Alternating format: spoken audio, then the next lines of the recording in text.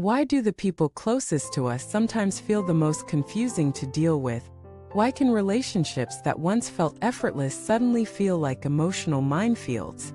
Welcome back to the channel. Today we're diving into one of the most important yet misunderstood areas of life: how to remain mentally clear and spiritually grounded while navigating complex human relationships. Whether it's with family, friends, partners, co-workers, or even strangers, relationships are where our deepest patterns show up. Our triggers, our insecurities, our attachments, and also our opportunities for awakening. In this video, we'll explore how ancient Buddhist wisdom can illuminate the path through emotional chaos and show us how to see clearly, love wisely, and live peacefully in the midst of relational challenges. Let us begin with the universal truth. Relationships are our greatest mirrors. You may think your frustration is caused by what someone else said, did, or failed to do. But more often than not, what's really happening is they're revealing something inside you that needs to be seen. A partner's coldness may mirror your own hidden fear of abandonment. A friend's criticism may reflect your buried self-doubt. A parent's control may activate the inner child in you that never felt free. This is what Buddhism calls mirror-like wisdom, the understanding that every experience, especially every emotional trigger, is showing us something about ourselves. Now, that doesn't mean people's actions don't matter. Of course they do. But the emotional charge, the suffering, the stories we tell, that's ours. And the moment we take ownership of that, we shift from blame to clarity, from reaction to reflection, from victimhood to freedom. Let us explore what that looks like. Imagine a coworker constantly talks over you in meetings. You feel anger rising. Your first instinct might be to snap back, to shut down, or to complain about them to someone else. But what if you paused and asked, what's this anger pointing to in me? What's the deeper need beneath it? Respect, visibility, self-worth. Suddenly the conversation changes. Instead of "they make me feel invisible," it becomes "I haven't been honoring my own voice." That's the moment of awakening. This doesn't mean you don't set boundaries or speak up. Quite the opposite. It means you speak from wisdom, not wound. And that's a powerful shift. Let us now talk about attachment. Buddhist teachings emphasize that suffering arises not from people or events, but from our attachments to how we think things should be. We want people to love us a certain way, to validate us, to never leave, to never change. But people are not fixed. They evolve. They fail. They forget. They get triggered. Just like we do. When we cling to a fixed idea of how someone should act, we create pain for ourselves and for them. But when we meet people where they are not where we wish they were, we create space for real connection. Not idealized love, but present love.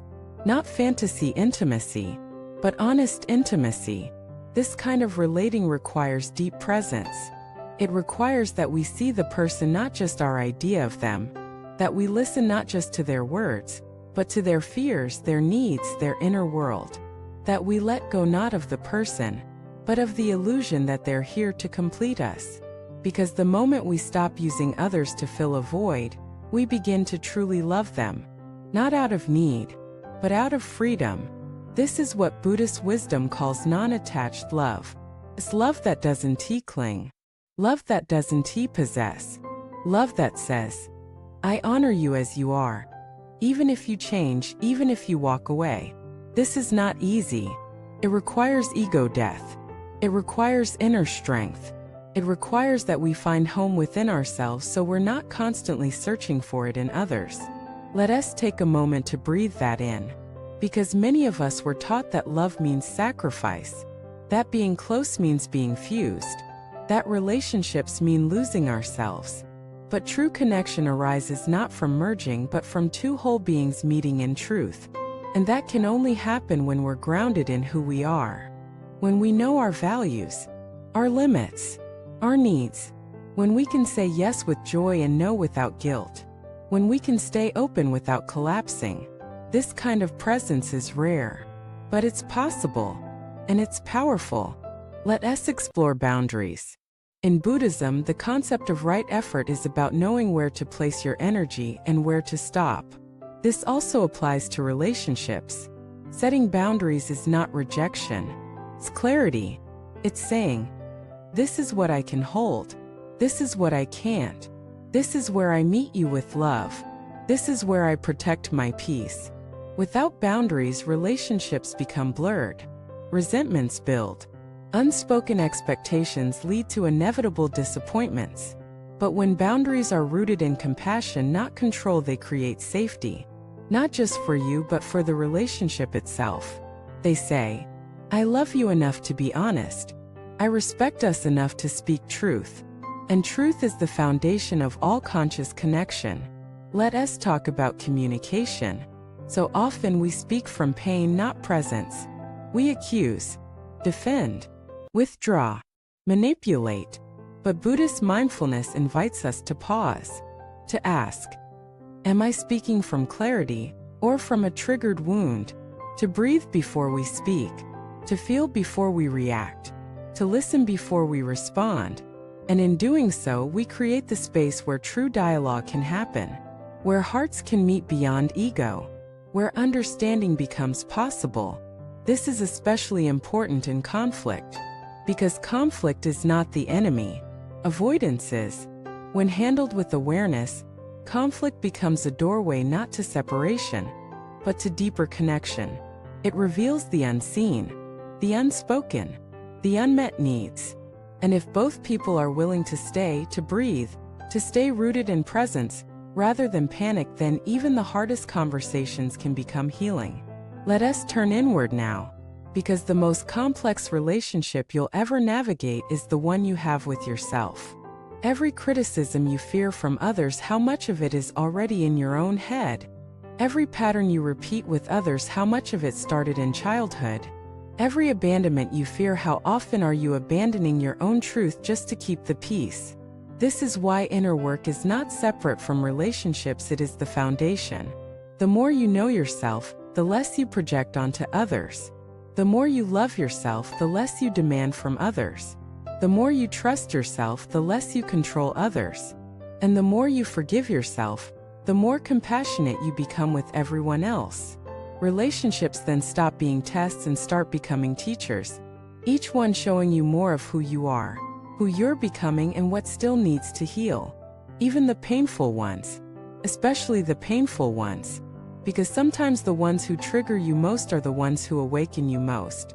They push your buttons, but those buttons were already there. They mirror your shadows, but also your potential. They break your heart, but in doing so, they break open your illusion of control and invite you into truth. That's the spiritual gift of relationship. It humbles you, refines you, awakens you, not by always being easy, but by always being honest. Let us imagine now a new way of relating, a way where each person takes full responsibility for their inner world, where no one is trying to fix, change, or save the other, where love is not a transaction but a transmission of presence, where instead of seeking completion you meet in wholeness, instead of clinging in fear you hold each other in freedom, instead of reacting from past wounds you respond from present awareness. This is not fantasy, it's a practice. Starts with you, today, with one breath, one pause, one moment of truth, where you stop blaming, stop avoiding, stop pretending, and begin to see clearly, to feel honestly, to relate consciously. That's the work. That's the wisdom. That's the way. Thank you for watching this video. If this message touched something in you, I'd love to hear how you're navigating the relationships in your life. What has challenged you? What has opened you? Share your stories in the comments below. Like, subscribe, and pass this video on to someone who may need a gentle reminder that relationships don't have to be battles, they can be sacred spaces of awakening. Keep showing up, keep loving wisely, and remember, every connection is a chance to return to presence.